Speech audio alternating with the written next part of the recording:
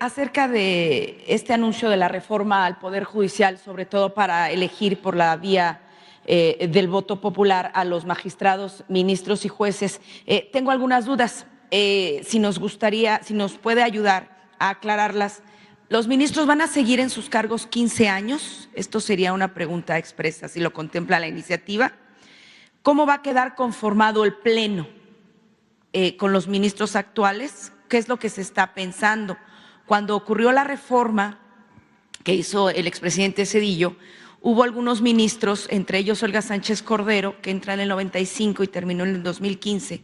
¿Cómo se estaría pensando? ¿Una cuestión escalonada o no? ¿Qué pasaría con los actuales ministros? ¿Qué pasaría con los que se eligen? Y una cuestión de duda que tiene que ver constitucional. Si son electos por la vía, en caso de la vía del voto libre y secreto, magistrados, jueces y ministros a nivel federal, ¿qué pasaría con la cuestión del fuero? ¿Tendrían fuero? ¿No tendrían fuero? ¿Cómo se está pensando? Bueno, son cosas distintas, ¿no? Por un lado, es la reforma para que sean electos los integrantes del Poder Judicial, jueces, magistrados y ministros. Primero, recordar que así era antes, o hubo un tiempo en que se elegía. Juárez fue electo como ministro de la Corte. Y así se elegía incluso al procurador de justicia.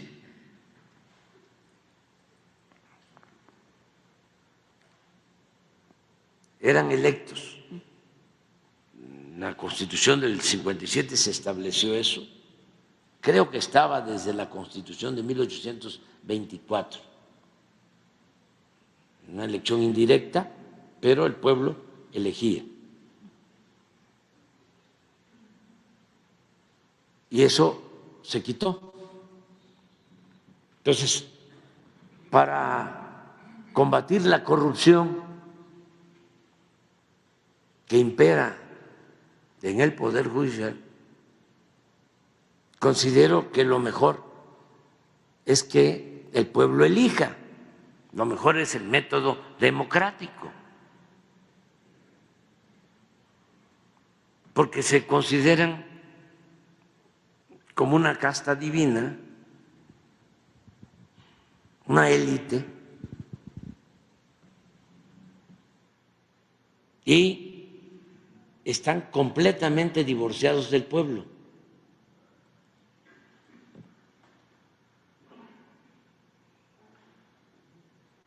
Pruebas, todas. En los últimos 30, 40 años no han aprobado nada en favor del pueblo. Nada. Todo ha sido para favorecer a la oligarquía. Están al servicio de una minoría. Entonces, no es Suprema Corte de Justicia. No existe ahí como elemento central la justicia. Si acaso, y eso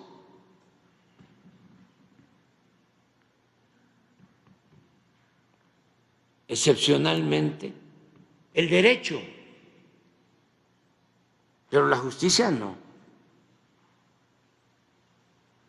Solamente que la justicia sea el dinero o el influyentismo. Pero lo vemos, ¿no? Sí, en un mes ya hablé de lo que hizo el señor ministro Lainez.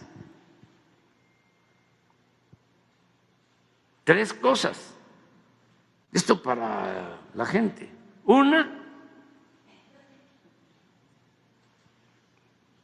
recibiendo consigna, ¿no?, de sus jefes,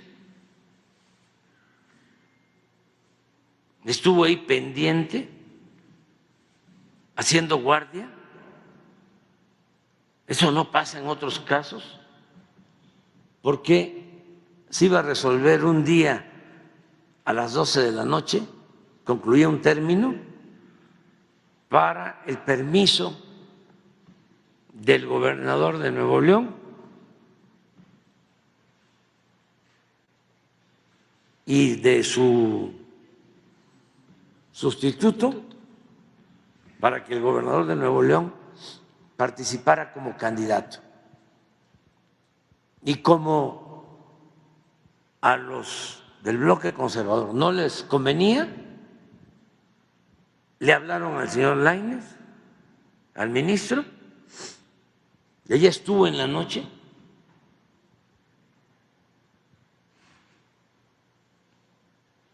me estaba platicando el gobernador de Nuevo León, ahora que fui ayer, antier, que ya estaba hasta dormido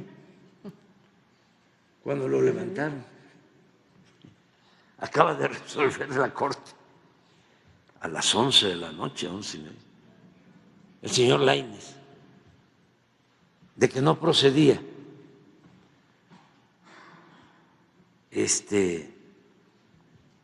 que él nombrara sustituto o que él dejara el gobierno de Nuevo León.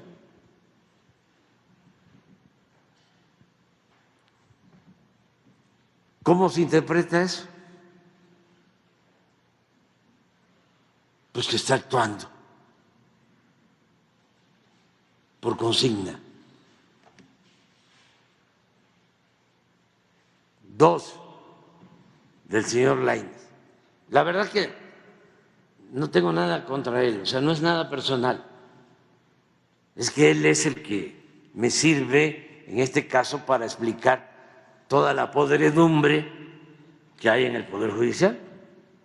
Hasta me cae bien el ministro Lainez en lo personal. Lo respeto. 2, tienen, como se sabe,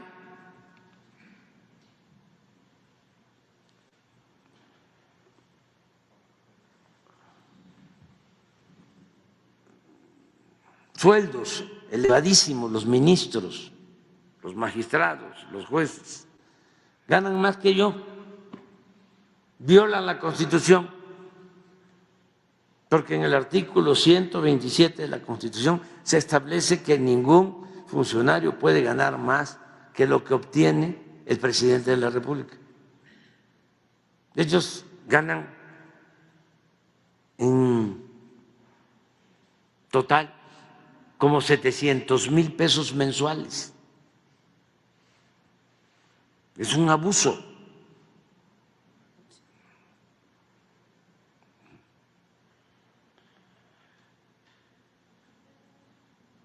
Y con actitudes leguleyas que no corresponden a autoridades del Poder Judicial, que deben de actuar no solo con apego a la ley y en defensa de la Constitución,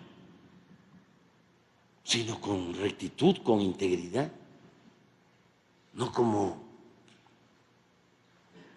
abogados marrulleros, ¿no? Pues le buscan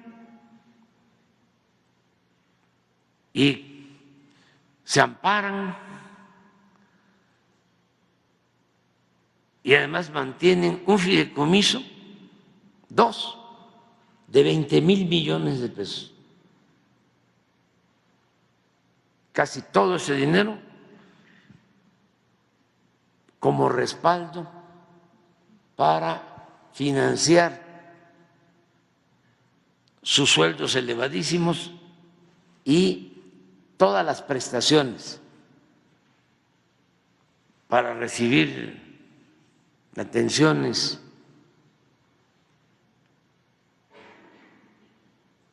y privilegios. ¿Qué pasa? Resuelve otro poder que le corresponde, el poder legislativo, que debían de cancelarse esos fideicomisos, uno de ellos de 15,000 millones, lo cancelan con mayoría de votos. Se llevan a cabo todas las sesiones, todo el procedimiento,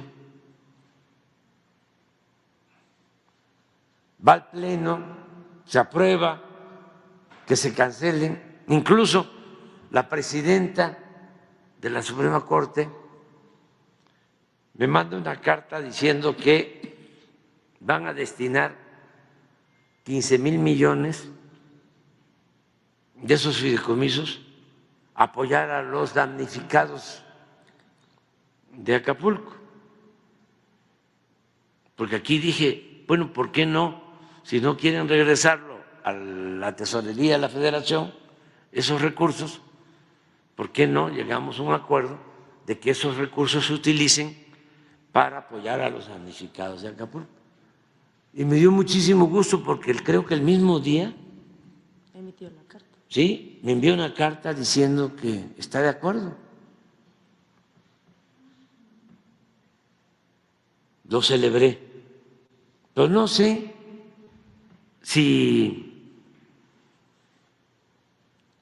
la presionaron, si ella sí tiene esas intenciones o tenía esas intenciones,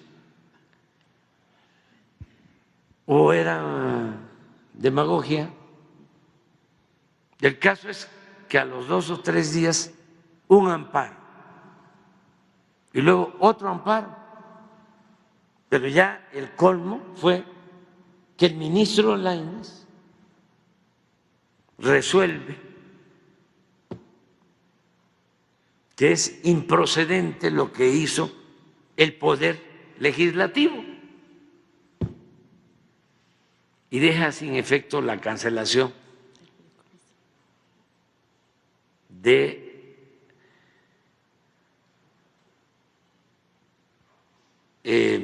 desaparecer el fideicomiso. O sea, juez y parte del Poder Judicial. 2. O sea, esto en un mes, 3. Se emite un decreto para evitar la venta de vapeadores, porque está demostrado, tenemos estudios que dañan muchísimo porque contienen sustancias cancerígenas, destruyen los pulmones, las vías respiratorias, los vapeadores.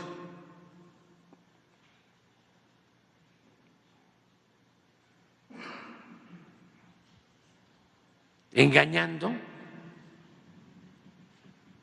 de que no afectan en nada. Pero son tantos los intereses que están detrás que de repente el ministro Lainez deja sin efecto el decreto y resuelve que se afecta la libertad de comercio. Pone por encima de la salud lo mercantil. ¿Dónde está la justicia?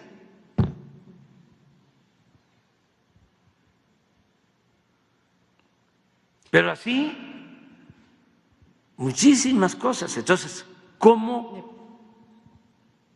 se evita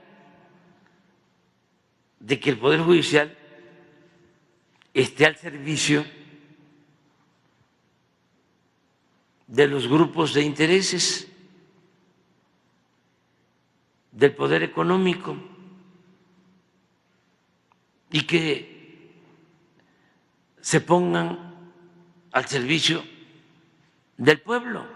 Por eso le pregunto si van a durar en su cargo 15 años igualmente en la próxima iniciativa. Estoy analizando con un grupo que le pedí que me ayude